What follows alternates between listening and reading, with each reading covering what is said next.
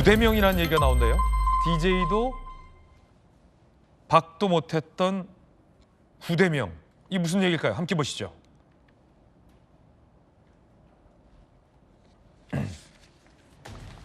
충청에서 88.15, 영남에서 90.81.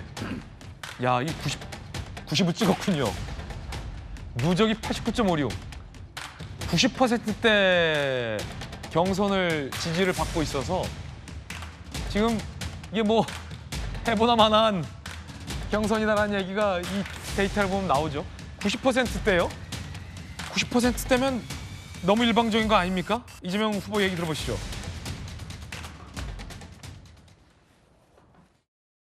기호 1번 이재명 후보 득표수 57,057표, 득표율 88.15%입니다.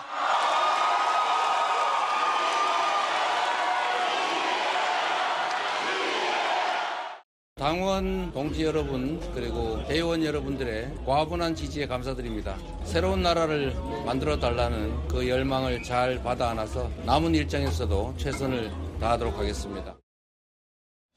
민주당 역대 경선에서 한 주자가 90% 가까이 나왔던 적은 없는데 그만큼 경쟁이 안 된다는 뜻이기도 하고요. 흥행은 어떨까? 함께 보시죠. 자, 김대중 DJ도 78, 박근혜 전 대통령도 83.97. 지금 그거보다 훨씬 높은 지지 수치를 받고 있는 부대명 90%. 이게 득일지 독일지요? 글쎄요. 자, 반발하는 후보들도 있습니다. 김대중 후보 캠프 경선을 두고 기울어진 운동장이라 하는데 아예 거꾸로 된 뒤집힌 운동장이라고 하는 게 정확하다.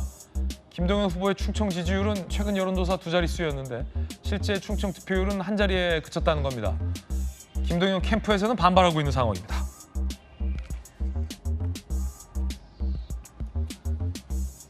자, 그 충청권 지지율은 이재명 45.2, 김동연 18.3이었습니다. 리서치뷰도 이재명 47.3, 김동연 21.2였습니다. 그런데 실제 민주당의 경선 결과는 아까 말했듯 90%에 육박합니다.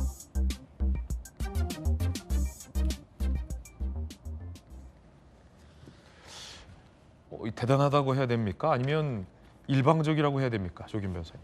어느 정도 예상했던 결과로 봅니다. 90%까지는 예상 못했는데 90%까지는 저도 몰랐는데 예. 지난 전당대회 때도 충청권 경선에서는 거의 90% 육박하는 지지를 얻었었으니까요. 근데 김동연 후보라든가 김경수 지사가 거의 그 비중 있는 중량감 있는 후보인 거는 맞지만 네네. 이번 대선의 특성상 이재명 후보로의 쏠림이 당연히 나타날 것으로 봤고요. 김동연 후보 측에서 말하는 아까 그 한길 리서치나 리서치비 여론조사는 일반 국민 전체를 대상한 여론조사이기 때문에 거기에서 선호도는 저렇게 나올 수는 있지만 네. 지금 진행되고 있는 거는 권리당원 투표입니다. 대의원하고. 당원과 대의원에서는 뭐 이재명 후보의 지지율이 뭐 당토 압도적일 거라고 예상을 했기 때문에 90%가 나온다고 해서 이게 이례적인 결과라고 보기는 어렵고요. 이후 이래서 뭐 룰을 바꾼 거 아니냐 뭐 이런 논란도 있어요. 그렇지는 않을 겁니다. 다른 결과를 보더라도 이번 경선은 뭐 이재명 후보의 가능성이 가장 압도적으로 높은 상황이었으니까요. 굳이 특정 후보를 위해서 그것도 압도적 지지율을 만들기 위해서 경선 룰까지 바꿀 필요성은 없었습니다. 네. 근데 이후에 이제 진행되는 일반 국민 여론조사 투표에서의 결과는 조금 달라질 수도 있는 거고요. 아마 이번 주말까지 진행되는 호남 수도권 최종 투표의 어떤 권리당원 투표의 경향성은 크게 달라지는 않을 것 같지만 아마 일반 국민 여론조사에서는 조금 달라질 수도 있고 김동연 후보나 김경수 후보 입장에서는 지금 당장의 이 결과도 중요하지만 이후에 민주당내 입지를 고려할 때는 좀 아쉬운 결과인 거는 분명해 보입니다. 그렇다고 하더라도 이게 지금 이 원팀 경선이라는 어떤 같이 가는 경선으로서 이미지를 같이 잘 만들어 가고 있기 때문에 그것이 이제 이후에 남아있는 두 번의 순회 경선 또 일반 국민 여론조사에서는 좀 반영이 될 것 같고요.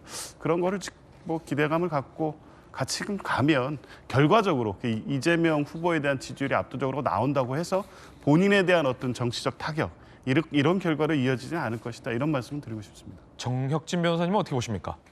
90%? 민주당이 더 심각해지고 있다 저 생각 들거든요. 왜냐하면 2022년도에 당대표 경선이 있었어요. 그때 당대표로 이재명 의원이 선출이 됐는데 득표율이 37 아니었습니까? 77.7%. 그때 2등한 사람이 차석이 누구였느냐? 박용진 의원이었어요. 22.3% 얻었습니다. 그다음에 작년에도 당대표 경선이 있었어요. 작년에는 이재명 후보가 몇 퍼센트 얻었는가? 85.4% 얻었어요. 77.7%도 경악할 만한 숫자다라고 저는 생각을 했는데 작년에는 85.4% 얻었고요. 그다음에 2등한 사람이 누구냐? 김두관 후보였는데 김두관 후보 12.12% 얻었습니다. 그러니까 박용진 후보가 2년 전에 얻었던 것보다도 10%가 더 적은 12.12% 얻었어요. 그다음에 요번에 이제 최종적으로 결론이 나와야 되겠지만 제 생각에는 90%까지는 너무하다 싶으니까 89%, 88% 이 정도 나오지 않을까 싶은데 제가 봤을 때 90%라고 한 숫자가 진짜 말이 되는 숫자입니까? 민주주의라고 하는 말이 90%라고 한 숫자하고 어울립니까? 전혀 어울리지가 않거든요. 더군다나 민주당은 당 이름에 더불어란 말도 들어있고 민주라는 말도 들어있는데 그런 정당에서 아무리 대권 후보라고 하지만 90% 지지율이 나올 수가 있는가? 이런 정당이 과연 건강하다고 할 수 있는 것인가? 그다음에 그때는 김두관 후보도 12.12% 얻었는데 이제 뭐 김동연 후보, 김경수 후보 둘이 나눠갔기 때문에 그럴지 모르지만 둘 다 한 자릿수 아니겠습니까? 5%?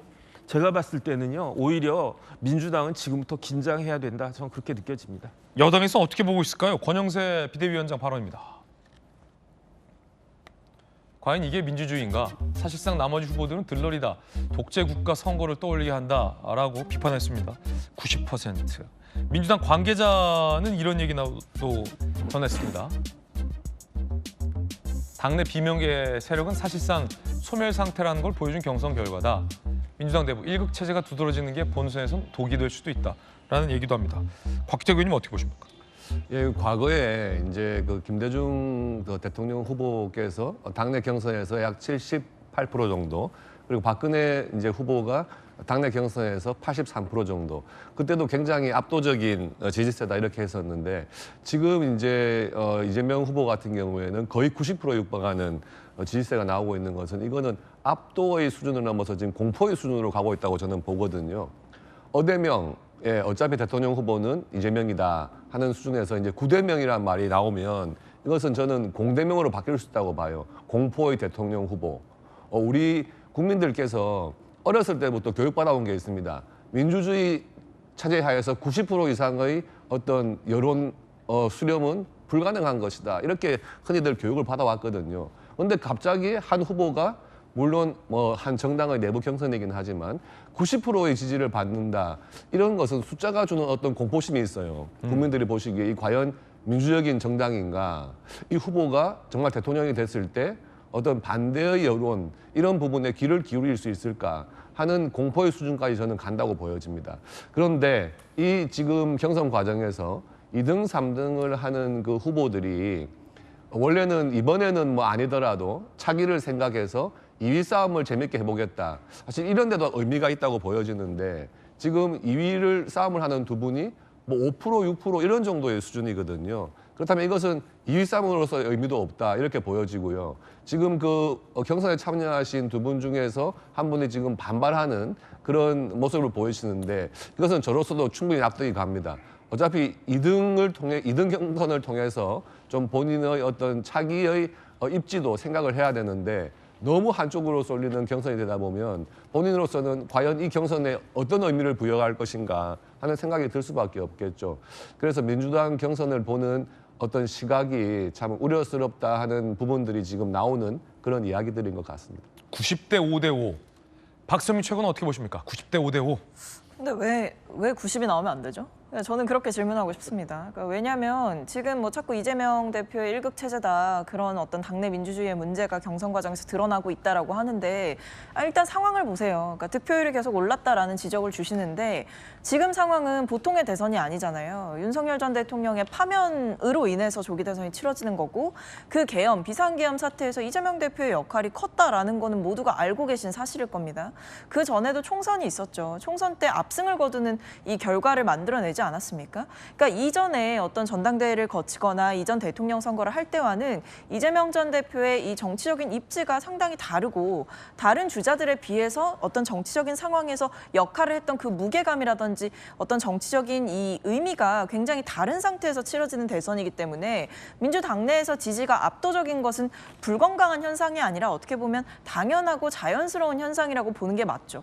오히려 이재명 전 대표의 일극 체제가 두드러지는 게 절대 안 된다라고 하면서 갑자기 사람들이 집단적으로 반 이재명을 표방하면서 투표를 하는 것 자체가 오히려 더 이상한 상황이지 않겠습니까? 지금 윤석열 전 대통령의 파면까지 제대로 이끌어내고 나서 치러지는 대선이기 때문에 이재명 전 대표의 정치적인 역할과 의미에 대해서 종합적인 평가가 있다라고 생각이 됩니다. 네, 이제 앞으로 이제 그 민주당 경선 과정은 어떤 게 남아 있습니까, 조겸 변호사님? 이번 주부터는 이제 호남권 하고 이 서울, 강원, 경기, 제주 순회 경선이 이어지고 있고요. 아마 네. 투표가 시작될 겁니다. 그래서 이번 주 토요일에 호남권 이 순회 경선 연설이 있고 발표가 있고 27일 날 이제 최종 후보 확정되는 일정이고요.